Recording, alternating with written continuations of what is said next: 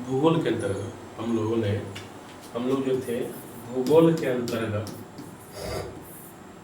जो भूगोल विषय है इसके अंतर्गत हम लोग एक सीरीज चला रहे हैं, बुलेट सीरीज। और इसी सीरीज के अंतर्गत लगभग भूगोल सहित सारे विषयों का करेंगे हम लोग क्रमवार, एक के बाद एक क्या करेंगे, कवर करेंगे। और एग्जाम से बहुत पहले लगभग इस चैप्टर का जितना भी इसी चैप्टर नहीं, आपके 10th से संबंधित जितना विषय है सारे विषयों के ऑब्जेक्टिव को क्या करके एक एक करके क्या किया जाएगा, पूरा करा जाएगा। बस आपको क्या करना है, इस सीरीज को प्रतिदिन क्या कीजिए, जुड़िए और अधिक से क्या कीजिए, इसको बनाने की क्या कोशिश कीजिए। इसमें वही प्रक्रिया है जो कल आपको बता दिए थे, सेट बनाना है और बनाने के बाद चेक करना है कि आपका अधिकतम मार्क्स कितना आ रहा है। यानी कि जो 60 क्वेश्चन वाला सीरीज है, 60 क्वेश्चन का है, 30 मिनट का समय लगेगा। और आगे का इसको बढ़ा करके लगभग 100 या 120 क्वेश्चन का करेंगे हम लोग, 1 घंटा में क्या करेंगे, कवर करेंगे। इसमें बहुत सारा क्या होगा, विषय होगा। तीसरी कड़ी में क्या करते हैं, इस बात को क्या करते हैं, आगे बढ़ाते हुए हम लोग क्या करते हैं, आज का जो सीरीज है इसे क्या करते हैं, शुरू करते हैं। और ये हमारा जो पहला सवाल यानी कि कल हम 60 तक कवर कर लिए थे, आज कहाँ 61 से क्या करेंगे हम लोग, आगे बढ़ेंगे। 61 से क्या करना है, आगे बढ़ना है। और सवाल कहता है कि प्रति व्यक्ति प्रति वर्ष जल उपलब्धता के आधार पर विश्व में भारत का कौन सा स्थान है। अर्थात कि भारत में जल की उपलब्धता को लेकर के वो कौन सी जल उपलब्धता, तो क्या कहता है, प्रति व्यक्ति यानी कि एक व्यक्ति के लिए प्रति वर्ष जो जल उपलब्धता के आधार पर पूरे विश्व में भारत हमारा कौन सा स्थान पे है। क्या 100 नंबर पे है, 113वां नंबर पे है कि 123वां नंबर पे है कि 133वां नंबर पे है। इसका आंसर क्या होगा, 133वां। यानी कि प्रति व्यक्ति प्रति वर्ष जल उपलब्धता के आधार पर पूरे विश्व में भारत जो हमारा है वह 133वां स्थान पर है। अगला सवाल है, देखिए कहता है बिहार में अति जल दोहन से भूमिगत जल में किस तत्व का संकेंद्रण, मतलब किसका संकेंद्रण बढ़ा है, किससे, तो अति जल दोहन का मतलब है जब हम क्या आवश्यकता से अधिक करते हैं जल का, जब हम क्या उपयोग करते हैं तो उससे हम क्या अति जल दोहन करते हैं। और इससे भूमिगत जल में किस तत्व का संकेंद्रण बढ़ा है, क्या फ्लोराइड का, आर्सेनिक का, कि लोहे का। तो आपका आंसर क्या हो जाएगा, आर्सेनिक। यानी कि बिहार में अति जल दोहन से भूमिगत जल में आर्सेनिक की मात्रा का हुआ है, बढ़ गया। यानी आर्सेनिक तत्व का संकेंद्रण का है, बड़ा। अगला प्रश्न है,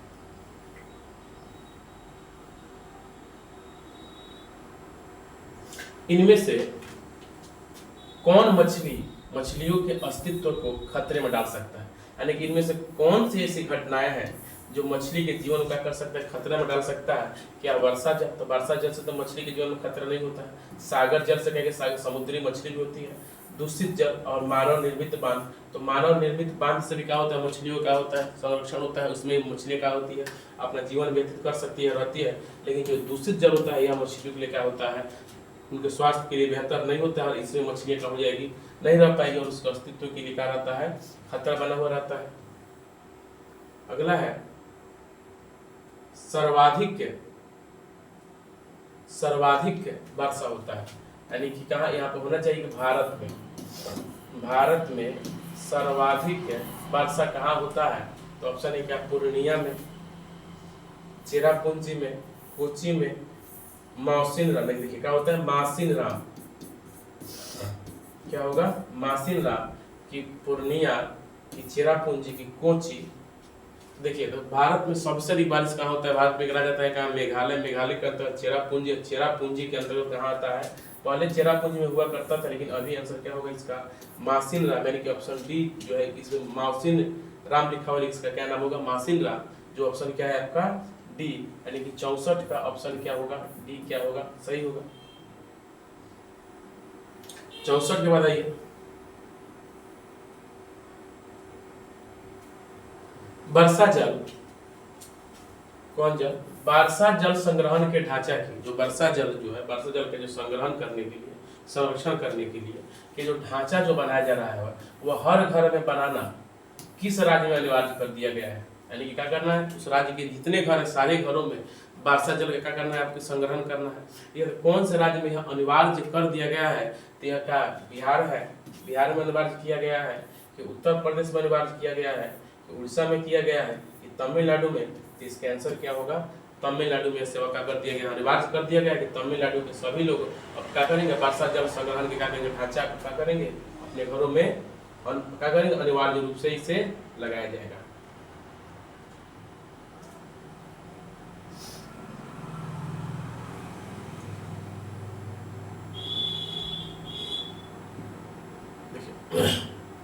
अब है भारत में, यानी कि भारत सरकार ने कब राजीव गांधी को राष्ट्रीय पेयजल मिशन चालू किया था, भारत सरकार ने कब, यानी कि भारत में कब राष्ट्रीय पेयजल योजना को लागू किया गया था, बताइए। भारत में भारत सरकार ने कब राजीव गांधी कौन तो राजीव गांधी पेयजल, राजीव गांधी राष्ट्रीय पेयजल मिशन चालू किया था। क्या ऑप्शन ए होगा, ऑप्शन बी होगा, ऑप्शन सी होगा कि ऑप्शन डी होगा, यानी कि ऑप्शन ए में 1956 है, ऑप्शन बी में 1966 है, ऑप्शन सी में 1976 है, और 19 डी में क्या है 1986 है। तो बताइए इसका आंसर क्या होगा, इसका जो सही आंसर क्या होगा वो 1986 ऑप्शन डी, यानी कि राजीव गांधी राष्ट्रीय पेयजल मिशन योजना कब चालू किया गया, तो 1986 में चालू किया गया था। देखिए देखिए अगला है, एक एनजीओ की वानिकी रिपोर्ट के अनुसार 1948 में विश्व में कितने हेक्टेयर भूमि पर वन का विस्तार था। ये आज का नहीं, 1948 की रिपोर्ट, वानिकी रिपोर्ट के अनुसार 1948 में, यानी कि एक एनजीओ होता है जो गैर सरकारी संगठन होता है, वह वानिकी रिपोर्ट के अनुसार 1948 में विश्व में कितने क्षेत्रों में क्या था, वनों का क्या था विस्तार था। क्या 6 अरब हेक्टेयर था, 4 अरब हेक्टेयर था, कि 8 अरब हेक्टेयर था, कि 5 अरब क्या था हेक्टेयर था। तो 1948 का जो वानिकी रिपोर्ट के अनुसार पूरे विश्व में जो क्या था, जो वन का क्या था विस्तार था, वन का जो विस्तार था वह क्या था 4 अरब हेक्टेयर। कितना था, 4 अरब हेक्टेयर। कब, तो 1948 की रिपोर्ट के हिसाब से पूरे विश्व में 4 अरब हेक्टेयर पे क्या था, वन का क्या था विस्तार था।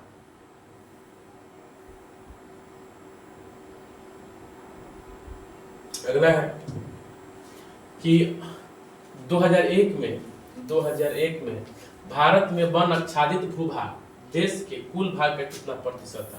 यानी सवाल है कि 2001 में भारत में वनों से ढका हुआ भूभाग देश के कुल भाग के कितना प्रतिशत, यानी कि भारत में जो टोटल जो क्या था, जो वन आच्छादित भूभाग यानी जो वनों से क्या है घिरा हुआ भाग है, वह कुल भूमि का कितना प्रतिशत है। कब, तो 2001 में। तो 2001 में क्या हुआ 25% था, कि 19.27% था, 20% था, कि 20.60% था।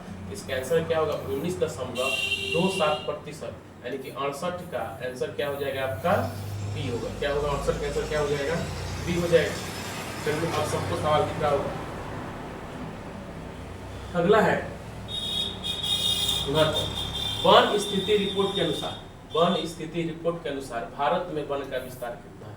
यानी कि जो वन स्थिति रिपोर्ट है, कौन, वन स्थिति रिपोर्ट के अनुसार भारत में वन का विस्तार कितना है, किसके हिसाब से, तो वन स्थिति रिपोर्ट के अनुसार भारत में वन का विस्तार कितना है। तो वन का विस्तार कितना है, ऑप्शन है ए 20.60 भौगोलिक क्षेत्र में, 20.55%, 20%, इनमें से कोई नहीं। तो क्या होगा आपका 20 दशमलव कितना होगा 60% पे क्या है भारत में क्या है वन का विस्तार है। कब, तो वही वन स्थिति रिपोर्ट के अनुसार भारत में जो वन का विस्तार है वह क्या है 20 दशमलव क्या है 60% है।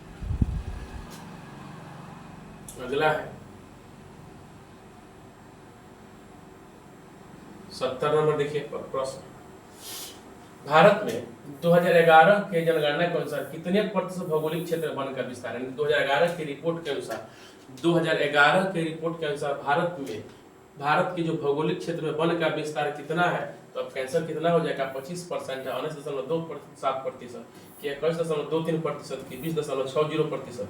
तो आपका आंसर क्या हो जाएगा ऑप्शन सी 21.23% पे क्या है वनों का विस्तार है।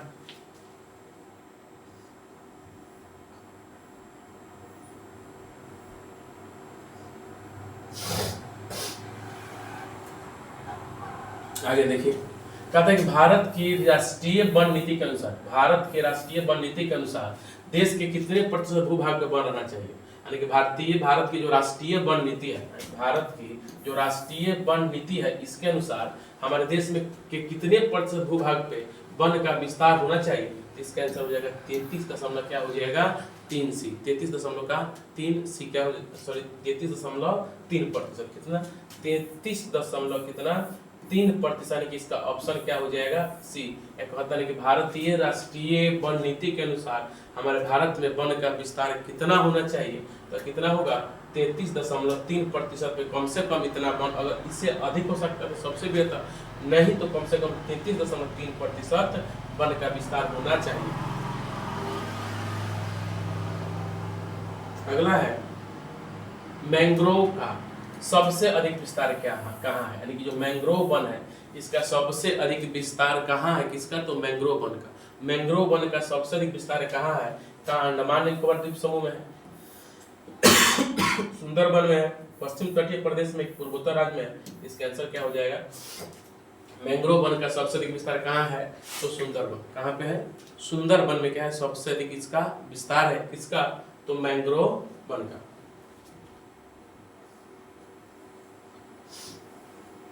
देखिए आ ही गया सवाल यहाँ पे कि सुंदरबन कहाँ है, सुंदरबन कहाँ है, तो आपको समझ नहीं लगना चाहिए कहाँ पे बताइए, पश्चिम बंगाल में। सुंदरबन कहाँ है, तो पश्चिम बंगाल में। सुंदरबन कहाँ है, पश्चिम बंगाल में।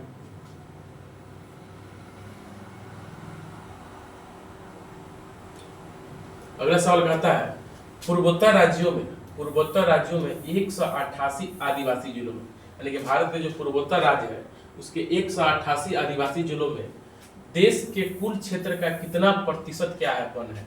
मतलब जो 188 को पूर्वोत्तर राज्य के जो आदिवासी जिला है उस जिला में देश के कुल क्षेत्र का कितना प्रतिशत वन है। ऑप्शन है कथी 75% है, 80.05% है, 90.03% है कि 6.11% है। तो इसका जो आंसर जो होगा क्या, तो ना 75% होगा, ना 80.05% होगा, ना 0.03% होगा। इसका मतलब कितना प्रतिशत है, तो 60.11% भाग पे क्या है वनों का विस्तार है। कहाँ, तो पूर्वोत्तर राज्य के जो 188 गो आदिवासी जिला है उस वाला इलाका में। देखिए अगला सवाल है भारत के किस राज्य में वन आच्छादित भूभाग का क्षेत्र सबसे अधिक, यानी कि भारत के कौन से राज्य में सबसे अधिक क्या है वनों का विस्तार है। भारत के कौन से राज्य में सबसे अधिक क्या है वनों का विस्तार है, तो देखिए क्या वो केरल है, कर्नाटक है, मध्य प्रदेश है, तो उत्तर प्रदेश। आंसर क्या होगा, मध्य प्रदेश में क्या है भारत का वह कौन राज्य, मध्य प्रदेश भारत का वह राज्य है जहाँ पे सबसे अधिक क्या है वनों का क्या है विस्तार है। ठीक है, चलिए अगला सवाल देखिए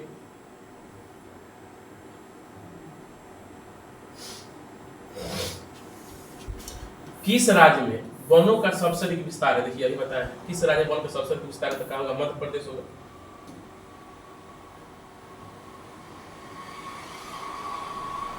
देखिए अगला सवाल है कौन 77 कहता है कि बिहार में कितने प्रतिशत भौगोलिक क्षेत्र में वनों का फैलाव है, यानी कि बिहार के जो क्षेत्रफल है उसके कितने प्रतिशत क्षेत्र में वन का फैलाव है। का 15%, 20%, 10% की 60%। बताइए 15% होगा कि 20 होगा कि 10 होगा कि 7 होगा। इसका आंसर क्या होगा, मात्र कितना प्रतिशत, 7% क्षेत्र पर क्या है बिहार में क्या है वनों का विस्तार। बिहार के जो टोटल जो भूभाग है उस पर कितना परसेंट पर 7% इलाके पर क्या है वन का विस्तार है। आप देख रहे हैं वन संरक्षण एवं प्रबंधन की दृष्टि से वनों का वर्गीकृत किया गया है, यानी कि वन संरक्षण एवं प्रबंधन की दृष्टि से वनों को कितने भागों में बांटा गया। क्या कह रहा है, वन संरक्षण और प्रबंधन की दृष्टि से वन को कितने भागों में क्या किया गया है, बांटा गया है। क्या 4 वर्गों में बांटा गया है, 3 वर्गों में बांटा गया है कि 5 वर्गों में बांटा गया है कि इनमें से क्या कोई नहीं। तो देखिए वन संरक्षण और प्रबंधन के आधार पर वन को कितने भागों में, तो 5 वर्गों में। कितने वर्गों में बांटा गया, 5 वर्गों में। हम लोगों ने कहा कि क्लास में उस 5 वर्गों के बारे में क्या किया हम लोगों ने, जिक्र भी किया, जिससे पतझड़ वन, सदाबहार वन, शंकुधारी वन, मिश्रित वन सब का होता है, आता है। यही क्या है, 5 वर्गों में क्या है, बटा हुआ है। कहाँ, तो वन संरक्षण और प्रबंधन के दृष्टि से।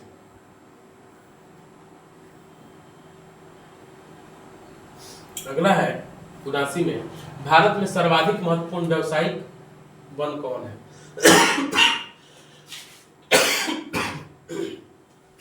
भारत में सर्वाधिक महत्वपूर्ण व्यावसायिक, यानी कि व्यवसाय से संबंधित, जहां से बहुत सारे कहा जो वन की जो लकड़ियां होती है, फल होता है, फूल होता है, उससे क्या किया जाता है, व्यवसाय किया जाता है। तो भारत का कौन सा सबसे महत्वपूर्ण क्या है, व्यावसायिक वन है? तो क्या वह उष्णकटिबंधीय सदाबहार वन है, उष्णकटिबंधीय पतझड़ वन है, कि कोणधारी वन है, कि उष्णकटिबंधीय अर्ध सदाबहार वन है? बताइए। Option A, B, C, D कौन होगा? ए होगा कि बी होगा कि सी होगा कि डी होगा? तो वह उष्णकटिबंधीय पतझड़ वन है। कौन? उष्णकटिबंधीय पतझड़ वन है, जो कहा है भारत में इसी उष्णकटिबंधीय पतझड़ वन में सबसे अधिक व्यावसायिक वन है।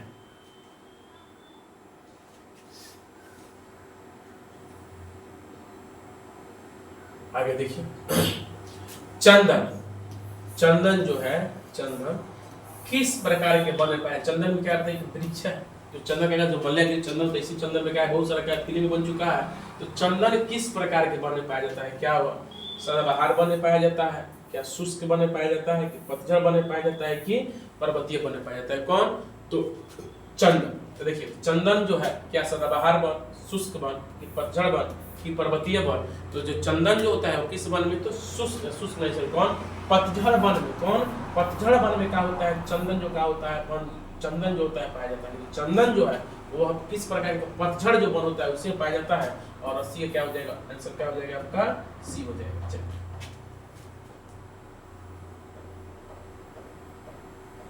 अब है साल किस वन का वृक्ष है?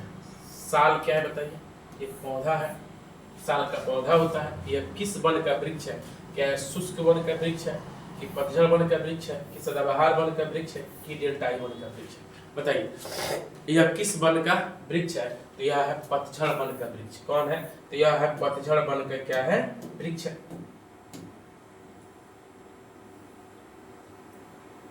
देवदार, देवदार भी क्या है, वृक्ष है। तो देवदार जो है यह किस प्रकार के वन के वृक्ष है? क्या देवदार पर्वतीय इलाकों में होता है, पर्वतीय वन में होता है, क्या सदाबहार वन में होता है, पतझड़ वन में होता है, शुष्क वन में होता है? अगर आपने बुक को क्या किया होगा, पढ़ा होगा, तो हमको लगता है कि सारा का सारा सवाल क्या हो जाएगा, बन जाएगा। तो जो देवदार जो होता है खास करके पर्वतीय वाला इलाका में क्या होता है, सबसे अधिक पाया जाता है। उसी वन में क्या होता है, यह मिलता है।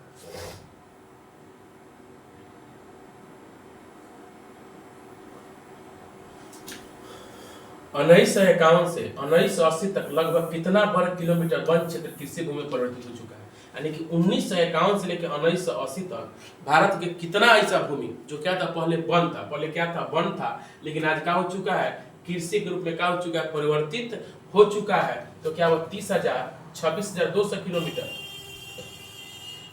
25,200 कि 35,500? इसका आंसर क्या हो जाएगा, 26,200 किलोमीटर जो वन जो है वह आज कहाँ आ चुका है, तो वह आज कृषि क्षेत्र के रूप में कहाँ हो चुका है, परिवर्तित हो चुका है। जो पहले क्या हुआ करता था, जो पहले क्या हुआ करता, पहले वन हुआ करता था, और आज यह क्या हो चुका है, आज यह कृषि के रूप में हम लोग के सामने है। देखिए, इनमें कौन वन और वन प्राणियों में विनाश का कारण नहीं है? यानी कि इसमें आखिर कौन ऐसा क्षेत्र है, कौन ऐसा व्यवस्था है, कौन ऐसा तरीका है जो वन और वन के प्राणियों के विनाश के कारण क्या है, नहीं है? तो देखिए, कृषि क्षेत्र में अत्यधिक वृद्धि, देखिए जब कृषि क्षेत्र में जब अत्यधिक वृद्धि करेंगे तो वन को काटेंगे, जब वन को काटेंगे तो वन प्राणियों का ह्रास होगा। बड़े पैमानों पर कथी विकास कार्य का होना, जब भी बड़े पैमाने पर क्या होगा, विकास कार्य होगा, वहां पर भी क्या होगा, वहां पर भी क्या होगा, तो वन का ह्रास होगा। व्यापार में वृद्धि क्या, व्यापार में अगर हम कोई व्यापार करते हैं तो व्यापार में वृद्धि करेंगे तो इससे वन और वन प्राणी पे भाई विनाश के क्या कारण हो सकता है। और पशु चारण और लकड़ी की कटाई तो पशु चारण से होगा तभी वन का ह्रास होगा, लकड़ी कटेगा तभी वन का ह्रास होगा। इसलिए इसका आंसर क्या हो जाएगा आपका, व्यापार में वृद्धि जब हम करेंगे, जब हम कोई व्यापार करेंगे तो व्यापार में जो वृद्धि होगा, इस व्यापार की वृद्धि से वन और वन प्राणी के विनाश में किसी प्रकार का कोई समस्या उत्पन्न नहीं होता है।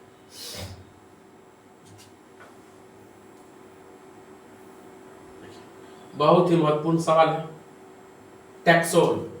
टैक्सोल का उपयोग होता है, यानी कि टैक्सोल क्या होता है, एक रसायन है। क्या है, एक रसायन है जो चीड़ के पौधे से क्या होता है, निकलता है। क्या मलेरिया में, कि एड्स में, कैंसर में, टीबी, बताइए मलेरिया, एड्स, कैंसर, टीबी। इस कैंसर क्या हो जाएगा, इस कैंसर क्या हो जाएगा, कैंसर। जैसे कैंसर क्या होता है, इसका होता है टैक्सोल से, जो चीड़ के जो पौधा से क्या निकलता है, रसायन निकलता है, इसे क्या कहते हैं हम लोग, टैक्सोल कहते हैं। और इसी टैक्सोल से क्या होता है, तो क्या होता है, कैंसर क्या होता है, इलाज होता है। कुनैन किस रोग की दवा है, कुनैन कुनैन किस रोग की दवा, कुनैन से कौन सी दवा का इलाज होता है, बीमारी का इलाज होता है, दामा का, कैंसर का, मलेरिया का, पेचिस का। तभी तो हम लोग पढ़ लिए सर कैंसर तो आदि से टैक्सोल से। दामा क्या होता है, खांसी होने से होता है, मलेरिया मच्छर से, पेचिस खाली पेट का होने से, रहने से। तो कुनैन किस रोग की दवा है, तो क्या है, मलेरिया। अगर किसी को मलेरिया हो जाता है तो कुनैन क्या करेंगे, देने से क्या होता है, वो मलेरिया का हो जाएगा आपका, ठीक हो जाएगा। अगर मलेरिया होगा तो किसी को बता दीजिएगा, कुनैन का यूज करें। चरक, चरक का संबंध किस देश से था, जो चरक संहिता जो है, चरक संहिता जो जिसमें आयुर्वेद के बारे में क्या है बताया गया है, तो उसी चरक का संबंध किससे है, क्या म्यांमार से है, श्रीलंका से है, नेपाल से है कि भारत से। तो आंसर क्या हो जाएगा बताइए, सभी लोग बता देंगे, इसका आंसर क्या होगा, भारत। यानी चरक का संबंध किस देश से है, तो चरक का संबंध है भारत से।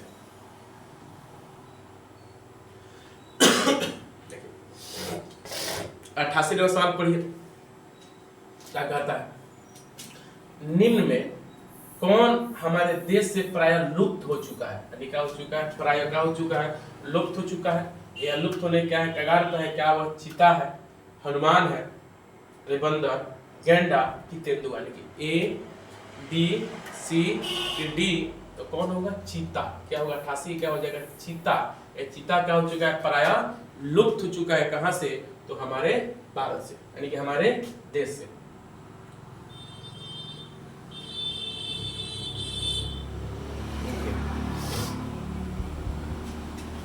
किस वर्ग की विलुप्त प्रजातियों की संख्या सबसे अधिक, यानी इसमें से कौन से वर्ग के प्रजाति सबसे अधिक हो चुके हैं, विलुप्त हो चुके हैं। क्या वनस्पति, पत्ती, मछलियां, सरीसृप। तो सबसे अधिक इसका कौन सा प्रजाति विलुप्त हुआ है, तो नवासी क्या हो जाएगा, ए। नवासी क्या हो जाएगा आपका, ए, यानी कि वनस्पति।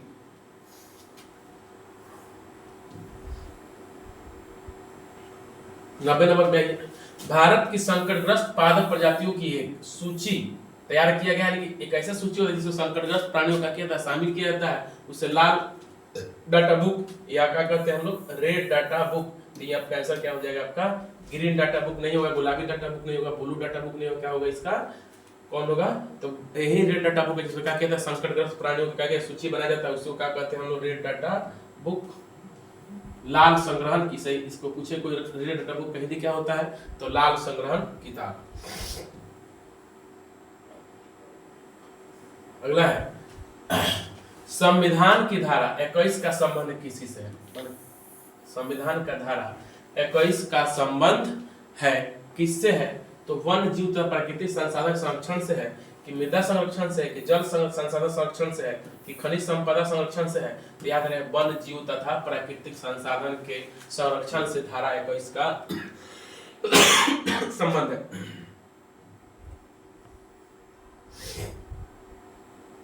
अब है कौन, 92, पढ़िए साहब।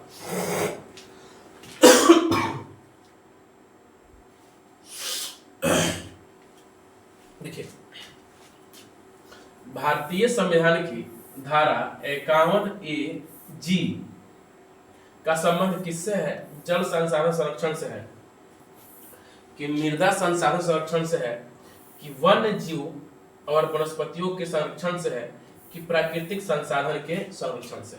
बताइए जब कौन, तो संविधान के धारा 51A का संबंध किससे है, तो वह कौन है, वन्य जीव और वनस्पतियों के संरक्षण से। और याद रहे कि 92 का क्या हो जाएगा आपका सी, 92 का क्या हो जाएगा आपका सी। अब चलते कहा 93।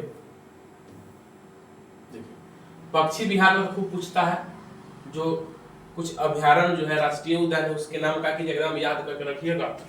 घना पक्षी विहार किस राज्य में अवस्थित है, घना पक्षी विहार कहाँ है, क्या बिहार में है, झारखंड में है, गुजरात में है, तो बिहार में तो नहीं है, झारखंड में नहीं है, गुजरात में तो कहाँ पे है, यह राजस्थान में ही क्या है, घना पक्षी विहार है। कहाँ पे बताइए, ये घना पक्षी विहार जो है कहाँ पे है, तो यह कहाँ है, गुजरात, सॉरी कहाँ, राजस्थान में। गुजरात में नहीं है, बिहार में नहीं है, झारखंड में, तो कहाँ पे है, राजस्थान में है। अब कहाँ चलते हैं 94।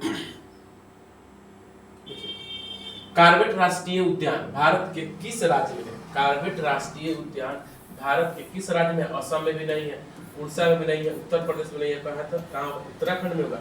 और एक और चीज याद रखिएगा, तो कार्बेट राष्ट्रीय उद्यान उत्तराखंड में है, साथ से उत्तराखंड का कहा जाता है फूलों का घाटी, क्या कहा जाता है, अगर पूछ ले फूलों का घाटी किसे कहा जाता है, तो याद रखिए कौन, उत्तराखंड है, जो कौन है, किसे जिसे क्या करते हैं हम लोग, फूलों की घाटी, किसे, उत्तराखंड को क्या कहा जाता है, फूलों की घाटी।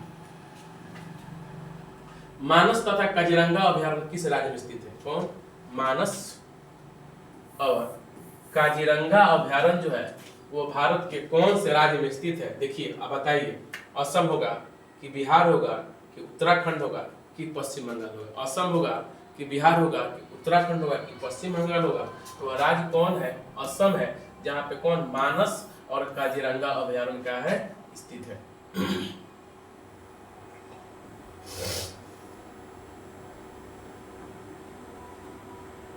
अगला है गिर राष्ट्रीय उद्यान, कौन सा, गिर राष्ट्रीय उद्यान, गिर राष्ट्रीय उद्यान किस राज्य में अवस्थित है, असम में है, उड़ीसा में है कि गुजरात में है कि राजस्थान में, कौन, तो गिर राष्ट्रीय उद्यान, यह गिर राष्ट्रीय उद्यान है किसके, कहाँ पाया जाता है, बताइए कहाँ पे है, तो यह गुजरात में, कहाँ पे है, यह गुजरात में ही क्या है, स्थित है।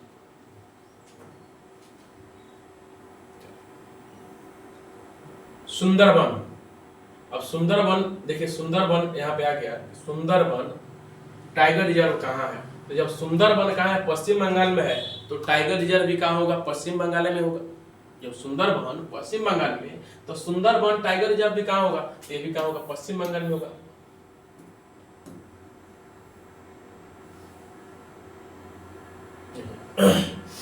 इनमें कौन सा जीव जो केवल भारत में पाया जाता है, खूब पूछता है सवाल, इनमें वो कौन सा जीव है जो केवल कहाँ पाया जाता है, जो केवल कहाँ पाया जाता है, भारत में, कहाँ पाया जाता है, भारत में, क्या वह घड़ियाल है, हवेल है, डॉल्फिन है कि कछुआ है, बताइए, घड़ियाल है, हवेल है, डॉल्फिन है कि कछुआ है, तो इसका क्या हो जाएगा, इसका आंसर क्या होगा, डॉल्फिन। और डॉल्फिन कहाँ है, तो देखिए यहाँ पे, कहाँ पे, बी, यही क्या है बताइए, यह एक ऐसी जीव है जो सिर्फ और सिर्फ क्या है, हमारे भारत में क्या होता है, यह पाया जाता है।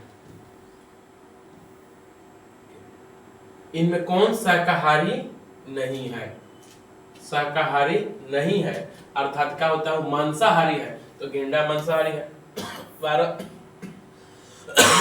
सिंगा भी है, देखिए क्या है, हिरन जो है यह क्या होता है, मांसाहारी नहीं होता है, कौन, ओ अच्छा, शाकाहारी नहीं है, शाकाहारी नहीं है, इसका मतलब क्या है, मांसाहारी है, तब क्या होगा, भेड़िया, तो क्या हो जाएगा, देखिए गलती हो गई, कभी गेंडा भी शाकाहारी है, 12 सिंगा, तो क्या होता है, हिरन कहीं क्या होता है, प्रजाति होता है उसी में, और हिरने के प्रजाति 12 सिंगा और हिरन, तो तीनों के तीनों क्या है, शाकाहारी है। और इसे पूछ रहे शाकाहारी नहीं है, तो क्या होगा, भेड़िया, भेड़िया जो क्या होता है, शाकाहारी नहीं होता है, यह क्या होता है, मांसाहारी होता है। और कौन, देखिए तो इस प्रकार का हुआ 100 क्वेश्चन का हुआ हम लोग का पूरा हुआ। भारत में घड़ियाल प्रजनन केंद्र कहाँ स्थापित किया गया है, डीबीआई क्वेश्चन है, इसको प्रेम से क्या कीजिए, याद कर लीजिए कि भारत में घड़ियाल प्रजनन केंद्र कहाँ विकसित किया गया है, क्या वो मुरैना है, क्या वो सुंदरबन है, क्या वो नामदफा है कि कार्बेट है। कहीं पूछ देता है कि क्या मध्य प्रदेश है, तो पश्चिम बंगाल है, अरुणाचल प्रदेश की उत्तराखंड। अगर राज्य पूछ देगा तो पूछ देगा, बताइए कि भारत के कौन से राज्य में भारत के कौन से राज्य में घड़ियाल प्रजनन केंद्र स्थापित किया गया है? मध्य प्रदेश, पश्चिम बंगाल, अरुणाचल प्रदेश, उत्तराखंड। या अगर पूछ दिया कि भारत में घड़ियाल प्रजनन केंद्र कहाँ स्थापित किया है, खाली जगह दे दिया कि मुरैना में है, कि सुंदरबन में है, कि नमदफा में है, कि कार्बेट में है, याद रहे कहाँ, मुरैना में। कहाँ पे है? मुरैना में क्या है? घड़ियाल प्रजनन केंद्र स्थापित किया गया है।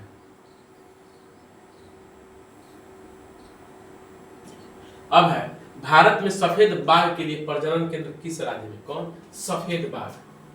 ऐसा नहीं है कि भारत में बाघ के लिए नहीं, भारत में सफेद बाघ के लिए प्रजनन केंद्र कहाँ स्थापित किया गया है? कौन? जैसे अभी लोग पढ़े थे कि घड़ियाल के लिए प्रजनन केंद्र कहाँ था? मुरैना था। कहाँ था? मुरैना था। उसी प्रकार कहाँ सफेद बाघ के लिए प्रजनन केंद्र कहाँ स्थापित किया गया है? क्या वो महाराष्ट्र में है, क्या वो गुजरात में है, क्या वो उड़ीसा में है, कि आंध्र प्रदेश में है? तो सही आंसर क्या हो जाएगा आपका? उड़ीसा।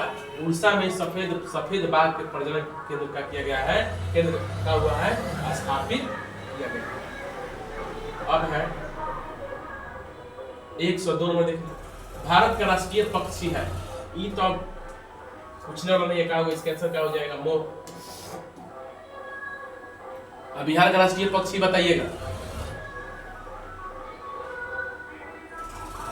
बिहार का राष्ट्रीय पक्षी आप बताइए। अब भारत का राष्ट्रीय पशु है बाघ, हिरण, शेर, हाथी। बताइए, ये भी अब नहीं मालूम होगा तब क्या मालूम है? बताइए तो क्या होता है? बताइए। बाघ। बाघ क्या है? भारत का क्या है? राष्ट्रीय पशु है।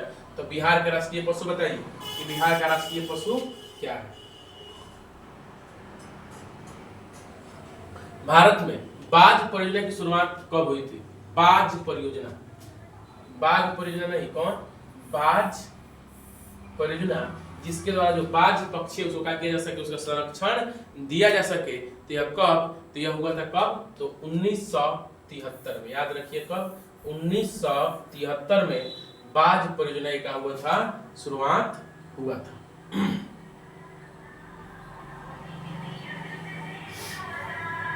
चिपको आंदोलन, चिपको आंदोलन कार्यक्रम किसके द्वारा चलाया गया था? क्या मेधा पाटकर द्वारा, सुंदरलाल बहुगुणा द्वारा, संदीप पांडे की, महात्मा गांधी? तो यही चिपको आंदोलन है जिसमें किसका वृक्ष? तो अंगू का वृक्ष काटा जा रहा था। इसमें क्या किया था लोगों ने? क्या कर दिया था? इस वृक्ष को क्या करने के लिए? बचाने के लिए लोग क्या हो गए? वृक्ष से क्या होते थे? चिपक जाते थे। तो उसका नेतृत्व कौन कर रहा था? तो कौन? सुंदरलाल बहुगुणा द्वारा। क्या हो रहा था बताइए? चिपको आंदोलन का किया जा रहा था, चलाया जा रहा था। किसके द्वारा? तो सुंदरलाल बहुगुणा के द्वारा। संसार का सबसे कीमती संसाधन कौन है? बताइए, अभी बताइए। संसार का सबसे कीमती संसाधन कौन है? क्या पशु है, क्या वन है, खनिज है, नदियां हैं? तो देखिए, इसमें से पशु नहीं रहेगा तभी क्या हो जाएंगे? हम लोग रह सकते हैं। खनिज नहीं रहेगा तभी रह सकते हैं। नदी नहीं रहेगा तो पानी के अभाव में हो सकता है कुछ दिन रह जाए। अगर वन नहीं रहे तो हवा के बगैर हम 1 घंटा भी क्या हो सकते हैं? नहीं रह सकते। इसलिए सबसे कीमती संसाधन क्या होगा? हमारा वन होगा। यानी कि 106 का क्या हो जाएगा? बी। 106 का क्या हो जाएगा आपका? बी। क्या हो जाएगा? बी। कौन? संसार का सबसे कीमती संसाधन। कौन? कीमती संसाधन। अगर ऑप्शन और आता तो वन भी क्या है? कीमती संसाधन है, और खनिज भी क्या एक प्रकार कीमती संसाधन है। लेकिन दोनों में अगर क्या किया जाए, अंतर करके देखा जाए सर, दोनों में सबसे महत्वपूर्ण कौन होगा? तो खनिज जैसे हमारे पास कोयला, पेट्रोलियम नहीं होगा तो मानव समुदाय क्या हो सकता है? जीवित रह सकता है। धरती पे जीवन संभव है, नहीं रहे तो कष्टदायक जीवन संभव होगा। लेकिन पृथ्वी से क्या किया जाए? वन का कर समाप्त कर दिया जाए तो इस परिस्थिति में आंसर वन होगा। और संसाधन की परिस्थिति में आज एक बताइए कि भारत का सबसे कीमती संसाधन कौन है? तब क्या होगा आपका? खनिज होगा। तब क्या होगा? आंसर क्या होगा आपका? खनिज। यानी कि क्या हो जाएगा? ऑप्शन सी हो जाएगा। अगर कहा था कि जीवन के लिए पूछता ना, जीवन के लिए सबसे कीमती संसाधन, तब क्या करते हैं हम लोग? वन कर लेते हैं। अब संसार का सबसे कीमती संसाधन अभी चर्चा होगा।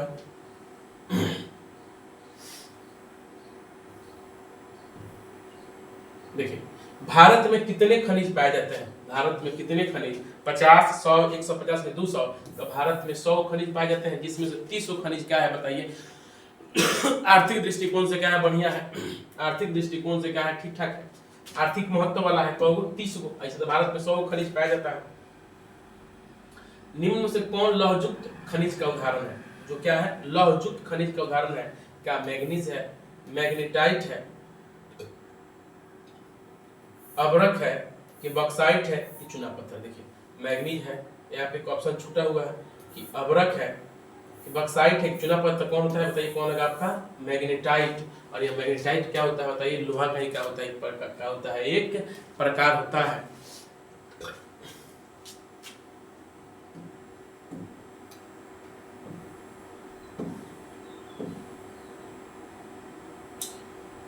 निम्नलिखित में कौन अधात्विक खनिज का उदाहरण है, कौन अधात्विक खनिज का क्या है उदाहरण है। अधात्विक खनिज यानी कि जिसमें का धातु की मात्रा का नहीं पाया जाता हो। देखिए सोना भी धात्विक खनिज है, टीन भी धात्विक खनिज है, अभ्रक भी क्या धात्विक खनिज है, कौन, तो ग्रेफाइट क्या है बताइए, धात्विक खनिज।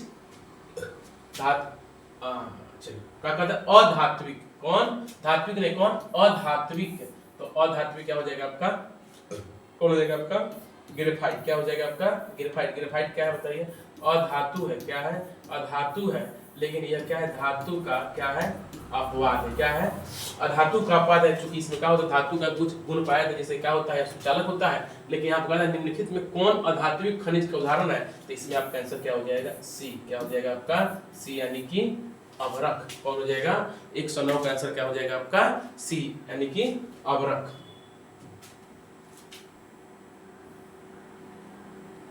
निम्न में कौन अधात्विक खनिज के उदाहरण है, चलिए यहाँ भी आगे फिर तो इसमें कौन जो है क्या है अधात्विक खनिज का क्या है, अधात्विक खनिज का उदाहरण है। देखिए यहाँ पर देखिए लोहा भी है, यहाँ पर क्या है लोहा है, मैग्नीज भी है, बॉक्साइट भी है, यहाँ पे ग्रेफाइट, जो ग्रेफाइट यही ग्रेफाइट क्या था बताइए अपवाद था, लेकिन यहाँ पे क्या है ऑप्शन में दिया हुआ है, इसलिए आंसर क्या होगा यहाँ पे ग्रेफाइट।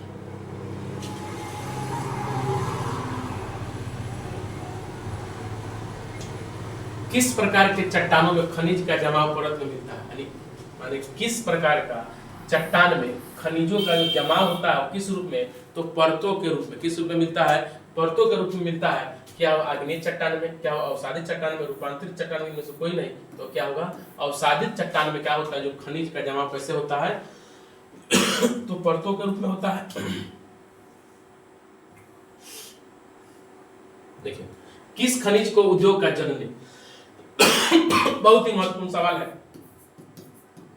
किस खनिज को उद्योगों का जननी कहा जाता है। क्या वह सोना है, क्या वह तांबा है, लोहा है कि मैग्नीज है, तो आंसर क्या हो जाएगा आपका लोहा ही वो खनिज है जिसे उद्योग का कहा जाता है जननी कहा जाता है।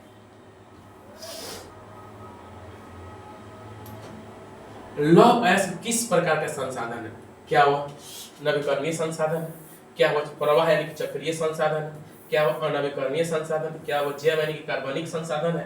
तो देखिए नवीकरणीय के बारे में चर्चा की, नवीकरणीय को ऐसा संसाधन जो समाप्त होने के बाद फिर से कहाँ हमें प्राप्त हो, प्रवाह का मतलब चक्रीय, फिर उसे दोबारा हम प्राप्त कर सकते हैं एक क्रम के अनुसार। अनवीकरणीय, अनवीकरणीय में क्या होता है जो एक बार काम समाप्त हो जाए वो दोबारा क्या होता है प्राप्त नहीं हो सकता है, इसलिए लोहा क्या हो जाएगा हमारा अनवीकरणीय, क्या हो जाएगा अनवीकरणीय युग हो जाएगा। कौन, तो किस प्रकार संसाधन, एक प्रकार का अनवीकरणीय संसाधन है, यानी एक बार समाप्त होने के बाद क्या होगा फिर हमें प्राप्त नहीं होगा।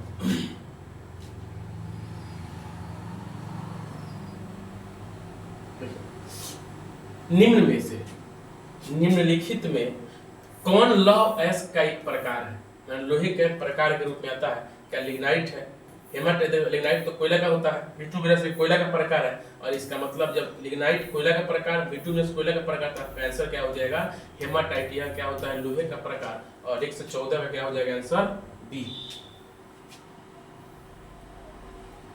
इनमें कौन कौन, इनमें से कौन लौह अयस्क का एक प्रकार नहीं है, कौन, तो देखिए एंथ्रासाइट, हेमाटाइट, मैग्नेटाइट, लिमोनाइट, ये तीनों का तीनों क्या है लोहे का प्रकार है। हेमाटाइट, मैग्नेटाइट और कौन लिमोनाइट, और एंथ्रासाइट, बिटुमिनस, पीटी क्या है कोयला का क्या है प्रकार है। यहाँ पे कहता है इनमें से कौन लौह अयस्क का एक प्रकार नहीं है, तो कौन होगा एंथ्रासाइट, जो क्या है लौह अयस्क का प्रकार नहीं है। निम्नलिखित में से किस खनिज में भारत सुसंपन्न है, भारत में इसमें से कौन सा खनिज है जो सबसे अधिक मात्रा में क्या होता है पाया जाता है, कौन है सोना है, चांदी है, तांबा है कि लोहा है, तो कौन बताइए? लोहा के मामला में भारत क्या है? बहुत ही सुसंपन्न देश है लौह संसाधन के। अगला है, भारत का सबसे बड़ा लौह अयस्क उत्पादक राज्य कौन है? भारत में सबसे अधिक लोहे का उत्पादन कहाँ होता है? तो भारत में सबसे लोहे का उत्पादन कहाँ होता है? बताइए कहाँ होता है? तो भारत में सबसे अधिक लोहे का उत्पादन कहाँ होता है? उड़ीसा में। उड़ीसा में कहाँ होता है भारत का? भारत में कौन? भारत में लोहे का लौह अयस्क का सबसे बड़ा उत्पादक कोई राज्य है तो कौन है? आपका कौन है? तो उड़ीसा है। कौन भारत का सबसे बड़ा लौह उत्पादक राज्य है? देखिए तो फिर यहाँ पे कौन है? उड़ीसा ही है। बाबा बुदन की पहाड़ी किस राज्य में स्थित है? खूब पूछता है कि बाबा बुदन की पहाड़ी, बाबा बुदन की पहाड़ी किस राज्य में है? किसकी पहाड़ी? बाबा बुदन की पहाड़ी। ये कहाँ पे है बताइए? ये बाबा बुदन की जो पहाड़ी है वो कहाँ? भारत का एक राज्य है, कौन? कर्नाटक। इसी कर्नाटक में बाबा बुदन की पहाड़ी क्या है? स्थित है। और आपके कौन हो? लास्ट क्वेश्चन हो कौन? छत्तीसगढ़ भारत के कितना प्रतिशत लौह अयस्क का उत्पादन करता है? अगर आपने लौह अयस्क का वितरण पढ़ा होगा तो आपको ज्ञात होगा कि 20% क्या होता है? लौह अयस्क का वितरण अकेले कौन करता है? आपको उत्पादन कौन करता है? छत्तीसगढ़। जब आप लोहे का उत्पादन पढ़िएगा भारत जो संसाधन में, खनिज संसाधन में, तो उसमें स्पष्ट है कि भारत के कितने कौन कौन राज्यों में इसका उत्पादन होता है और किस किस राज्यों में इसकी मात्रा कितना है, और इस प्रकार कितना क्वेश्चन हम लोग कवर किए 120 को। अब आप बताइए कि 60 को जो प्रश्न हम लोग का बनाए इसमें से कितना नंबर आपका क्या हो रहा है? आ रहा है। और नाम का कीजिए, नाम जरूर लिख के क्या कीजिए, पते तरीका हो सके आपके बारे में जानकारी लग सके कि आखिर 60 प्रश्न में से अधिक कितने विद्यार्थियों का क्या बनाया है। जिसका जिसका आता है वो सब क्या करेगा? अपना नाम क्या करेगा? लिख करके क्या करेगा? भेजेगा, ताकि क्या होगा? सबकी स्वीकार हो सके, मालूम हो सके। लाइव कमेंट में क्या कीजिएगा? आपको क्या करना है या नहीं लिखना है। तो सर हमारा इतना नंबर है, इतना नंबर है। जब सेशन खत्म हो जाए तो उसके बाद क्या कीजिए? आप उस पर कमेंट करके कीजिए, बताइए कि हमारा कितना नंबर आया हुआ है। तो इस प्रकार कर लिए हम लोग 120 नंबर में 120 क्वेश्चन का पूरा किया, 60 कल 60 आज, और इसी कड़ी का हम आगे फिर कल बढ़ेंगे। तब तक धन्यवाद।